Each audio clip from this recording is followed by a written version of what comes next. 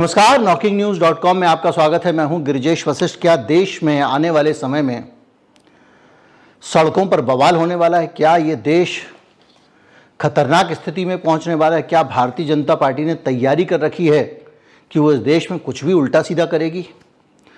और ये बात अलग अलग तरह के जो बीजेपी के नेताओं के बयान आ रहे हैं उससे निकल के सामने आ रही है। एक भयावह तस्वीर, एक डरावनी तस्वीर सामने दिखाई दे रही है और ये तस्वीर कहती है कि भारतीय जनता पार्टी ने चुनाव नहीं जीता तो यह अराजकता फैला देगी। और ये मैं नहीं कह रहा हूँ, दरअसल कुछ नेताओं के बयान आ रहे हैं और उस पर लीडरशिप का जो रिएक्शन है, भारतीय जनता पार्टी के जो नेता हैं, दरअसल वो क्या कह रहे हैं, क्या करेंगे, किस तरफ ऊंट करवट बैठेगा, काला कह रहे हैं सफ़ेद कर दें, सफ़ेद कह रहे हैं काला कर दें, उनकी बात का इतना भी भरोसा नहीं रहा। तो एकदम उलझा हुआ मामला है और ऐसी स्थिति में डर भी लगता है। डर इसलिए लगता है क्योंकि भारतीय जनता पार्टी के अलग अलग नेता अलग अलग समय पर, कभी कोई कहता है मैं संविधान बदल देंगे, कई लोग कह चुके हैं। और अब तो हालत ये है कि देश भर की मस्जिदें तोड़ने का ऐलान कर दिया है। जो मस्जिदें मुगलों के समय में बनाई गई उन मस्जिदों को तोड़ने का ऐलान कर दिया है। किसी सड़क चलते आदमी ने नहीं किया है, किसी IT सेल के ट्रोल ने नहीं किया है, 2 रुपये वाले ने नहीं किया है, एक राज्य के मुख्यमंत्री ने किया है। और उस दिन किया है जिससे एक दिन पहले PM मोदी ये कह रहे थे कि मुसलमान और हिंदू में कभी करने से अच्छा है। न्यूज़ नेटवर्क 18 के इंटरव्यू में, कल मैंने गिरिजेश वशिष्ठ चैनल पर जो वीडियो लगाया उसमें ये सारे इंटरव्यू दिखाए हैं। रूबिका के साथ इंटरव्यू उनका है। रूबिका ने कुछ सवाल पूछे हैं जो ज़रूरी सवाल थे, जो पूछने चाहिए किसी पत्रकार को। उसके जवाब में प्रधानमंत्री ने कहा, हालांकि प्रधानमंत्री सफ़ेद झूठ बोल रहे हैं क्योंकि उसी बयान के साथ मैंने एक और उनका बयान सुनवाया आपको, जिसमें वो खुद सांप्रदायिक बातें कर रहे हैं, मुसलमानों को ज़्यादा बच्चे पैदा करने वाला बोल रहे हैं, घुसपैठिया बोल रहे हैं। देंगे। और पहले जब उनकी सरकार थी उन्होंने कहा था कि देश की संपत्ति पर पहला अधिकार मुसलमानों का है। इसका मतलब ये संपत्ति इकट्ठी करके किसको बांटेंगे? जिनके ज्यादा बच्चे हैं उनको बांटेंगे। घुसपैठियों को बांटेंगे। और फिर पलट के बोल रहे हैं कि नहीं, मुसलमान थोड़ी सभी ज्यादा बच्चे पैदा करते हैं, हिंदू भी बहुत ज्यादा बच्चे पैदा करते हैं, जो हिंदू अनपढ़ है वो ज्यादा बच्चे पैदा करते हैं।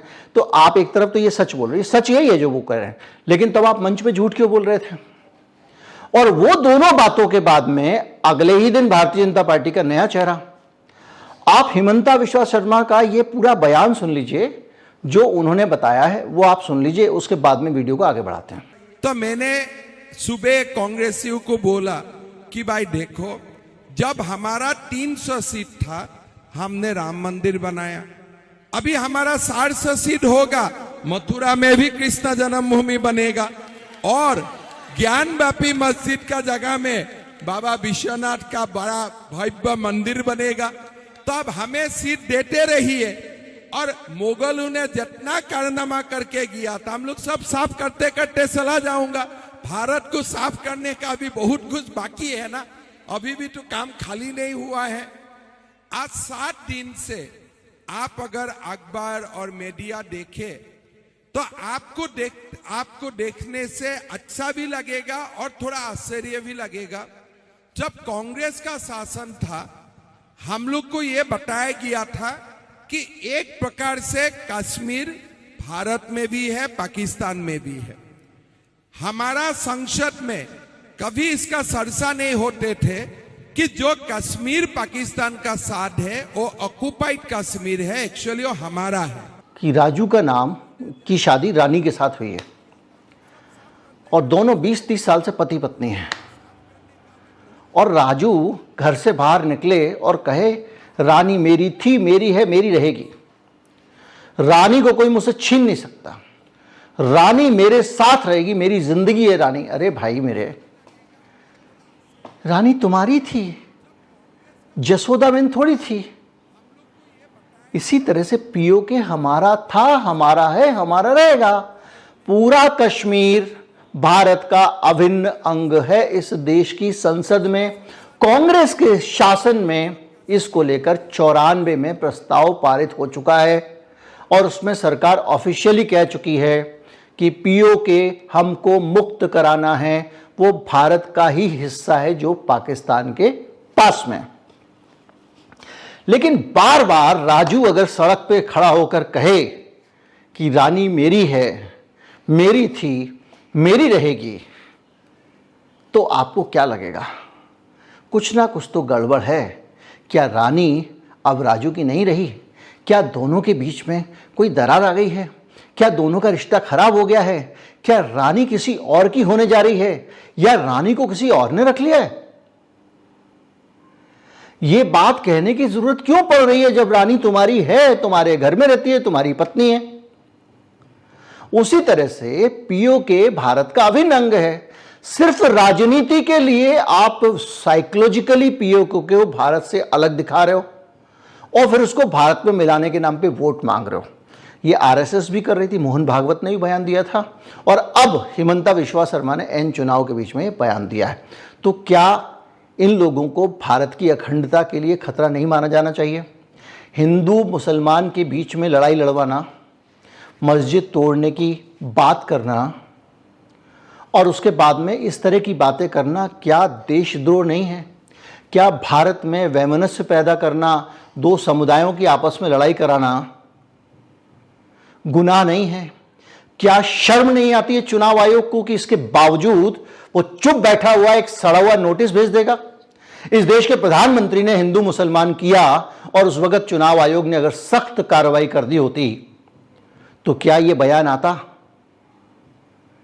क्या हिमंता विश्व शर्मा की हिम्मत होती? मोदी जी कहते हैं कि हम हिंदू मुसलमान का भेद नहीं करते हैं, उसके नाम पे वोट नहीं मानते हैं। हमारे घर में ईद मना करती थी। तो आदरणीय मोदी जी, हिमंता के इस बयान के बाद आप निकाल दीजिए, उसको हटा दीजिए पार्टी के पद से। आप ही शह देते हैं, आप ही खाद पानी देते हैं। तो हो क्या रहा है कि दरअसल ये अलग अलग तरह के चेहरे हैं, ये कई चेहरे हैं। कभी आप कहते हो कि हमारा चेहरा लाल वाला है, कभी कहते हो काला वाला है, कभी कहते हो पीला वाला है। एन चुनाव के टाइम पे जब आप इस तरह का अपना कैरेक्टर दिखाएंगे जिसका कोई पहलू समझ में नहीं आ रहा है, तो लोग चुनाव क्यों देंगे, आपको वोट क्यों देंगे? भाई एक आदमी मान लीजिए भक्त है, वो चाहता है मस्जिदें टूट जाएं, वो आपको फिर वोट क्यों देगा? यार ये तो अभी तो कहने लगा कि नहीं मुसलमान बच्चे पैदा नहीं करते, मेरे घर में ईद मनती थी। तो या तो आपकी इस मक्कारी के भी कोई लोग साथ में खड़े हुए हैं। तो बड़ा मसला यह है कि आपका विश्वसनीयता का स्तर कहां पहुंच चुका है, ये एक तो चीज साफ दिखाई दे रही है। लेकिन आप ये कर क्यों रहे हैं? क्या हिमंता विश्व शर्मा की इतनी हिम्मत है कि मोदी जी की मर्जी के बगैर नजर भी यहां से वहां कर ले? क्या किसी भी नेता की ये हिम्मत है कि वो बोल दे हम संविधान खत्म करेंगे मोदी जी की मर्जी के बगैर? तो ये क्यों हो रहा है? आपके दिमाग में ये प्रश्न आना चाहिए कि क्यों हो रहा है और ये चुनाव आते आते और ज्यादा क्यों होने लगा है। वहां पे हिंदू मुसलमान कर रहे हैं अमित शाह जाके बंगाल में, तो क्यों हो रहा है? इसका मतलब साफ है कि भारतीय जनता पार्टी पूरी ताकत लगा के चुनाव से पहले समाज को हिंदू मुसलमान के तौर पे बांट कर खड़ा कर देना चाहती है। इसका वोट में इस्तेमाल करके अगर वोट आ जाए तो बहुत बढ़िया, और अगर सत्ता से बाहर हो गए तो ये एक जो चार्ज्ड फोर्स है, ये जो उग्र समाज है, इसका इस्तेमाल अराजकता फैलाने के लिए किया जा सके, ऐसा मुझे लगता है। और हम अपनी हार को छुपाने के लिए किसी तरह से इस भीड़ को आगे करके खुद को बचाएं। अपनी हार को छिपाना और उसके दौरान, हार के दौरान इस तरह की उग्र भीड़ को तैयार करने का मकसद क्या हो सकता है?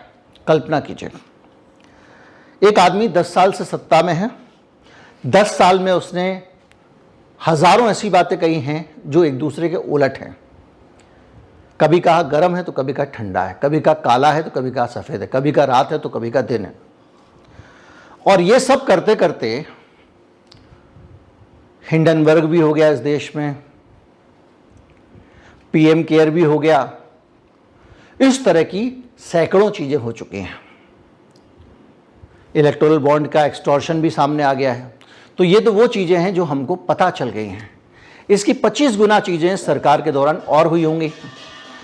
जब निजाम बदलेगा, जब सरकार बदलेगी, जब नए नए लोग सरकार में आएंगे, तो सबसे बड़ा डर ये है कि जब सरकार में आएंगे तो हमारे खिलाफ जांच होगी। जैसे अमेरिका में ट्रंप के खिलाफ जांच हुई थी, तो ट्रंप ने जांच से बचने के लिए क्या किया? ट्रंप ने जांच से बचने के लिए चुनाव के नतीजों को स्वीकारने से इनकार कर दिया और अपने जो वर्कर थे उन वर्करों के जरिए कैपिटल हिल पर कब्जा करने की कोशिश की। ये रिकॉर्ड में है, अभी तक मुकदमा चल रहा है उनके। अब उसी डोनाल्ड ट्रंप के दोस्त हमारे मोदी जी भारत में अगर चुनाव जीतने की धीरे धीरे आस छोड़ रहे हैं, तो क्यों ना वो चुनाव हारने की भी तैयारी कर रहे होंगे। एक प्लान भी तो रखना होगा ना। अगर मोदी जी के पास में बहुमत कम आता है, वो कोशिश करेंगे कि बहुमत साम दाम दंड भेद से जुगाड़ लिया जाए। अगर नहीं जुगाड़ा जाता है, लोग मोदी जी के नाम पे सहमत नहीं होते, तो उनकी कोशिश होगी अमित शाह के नाम पे सहमत हो जाए, क्योंकि अमित शाह के आने के बाद मोदी जी को 8-10 साल अमित शाह बचा के रख लेंगे सब तरह की जांचों से। तीसरे नेता में कोई भरोसा नहीं है। योगी जी आएंगे तो वो कितना बचा पाएंगे, कोई नहीं जानता, क्योंकि योगी जी के साथ जो रोज हो रहा है वो हम स्क्रीन पे देख रहे हैं। या गडकरी आएंगे तो कोई नहीं जानता। तो उस पूरी सिचुएशन में जो भारतीय जनता पार्टी की तरफ से उग्र बयान आ रहे हैं, ये कुछ छोटी बात नहीं है कि कोई आदमी खड़ा होकर संवैधानिक शपथ लेकर मुख्यमंत्री बोल रहा है कि वह 400 पार आएगा और मैं फिर बाबरी मस्जिद तोड़ दी जैसे हमने और मंदिर बना दिया, वैसे ही हम मथुरा वाली मंदिर तोड़ देंगे, वैसे ही हम काशी वाले ज्ञानपापी तोड़ देंगे। बहुत सारे काम पड़े हुए हैं जो सफाई का काम करना है हमको इस देश में, ये बयान दे रहा है। और इस बयान के बाद कायदे से इस मुल्क में गिरफ्तारी हो जानी चाहिए थी, क्योंकि देश का सांप्रदायिक माहौल खराब करने की कोशिश हो रही है। लेकिन हार का डर, हार की तैयारी समाज को इस तरह बांट देने, उग्र बना देने के लिए किसी आदमी को विवश कर सकती है, तो ये अपने आप में भारत के इतिहास का सबसे गंदा और कड़वा अध्याय होने वाला है। भारत में ऐसी चीज़ें कभी नहीं हुई कि सरकार से बचने के लिए कोई इतना बड़ा विद्रोह खड़ा कर दे, अराजकता फैला दे। और कम से कम अभी जो दिख रहा है ये उसी तरफ जा रहा है। ईश्वर से मनाइए कि एकाध दिन में मोदी जी हेमंता विश्व शर्मा का कान मोड़ें, हेमंता विश्व शर्मा के खिलाफ एक्शन लें, चेतावनी जारी करें और जनता को आश्वस्त करें कि ये देश जैसे चल रहा है डॉक्टर अंबेडकर के संविधान से वैसे ही चलेगा। अब पता नहीं इनके आश्वासन पे भी लोग कितना भरोसा करेंगे, क्योंकि ये कल आश्वासन देंगे, परसों उसका उल्टा बोल देंगे। तो बड़ी विपरीत स्थिति है और मेरी समझ में नहीं आता कि आप जब किसी को वोट देते हैं, मैं अगर किसी को वोट दूं, कम से कम ये ज़रूर देखूंगा कि सामने वाला आदमी शरीफ आदमी है कि नहीं, वो आदमी अपनी जुबान का पक्का है कि नहीं, उस आदमी की प्रवृत्तियां अपराधी तो नहीं है, षड्यंत्रकारी तो नहीं है। कैसे कर सकते हैं आप? अपने दुकान का मैनेजर नहीं बना सकते ऐसे आदमी को। लेकिन जो भी है, ये जो कुछ दिख रहा है, भगवान करे चुनावी पैतरे हों, दांव पेच हो, किसी तरह से वोट जुगाड़ लेने का सिस्टम हो, और आखिरकार में मेरी दुआ है कि मोदी जी उतने ही लोकतांत्रिक हों, उतने ही संविधान में भरोसा रखते हों, और मोदी जी जो हैं वो इस पूरी चीज़ को सिर्फ चुनाव के लिए कर रहे हैं, उसके बाद ख़त्म कर देंगे। हालांकि उससे भी बहुत नुकसान होगा, फिर भी देश बच जाएगा, आपका देश बच जाएगा, मेरा देश बच जाएगा। नमस्कार, जय हिंद।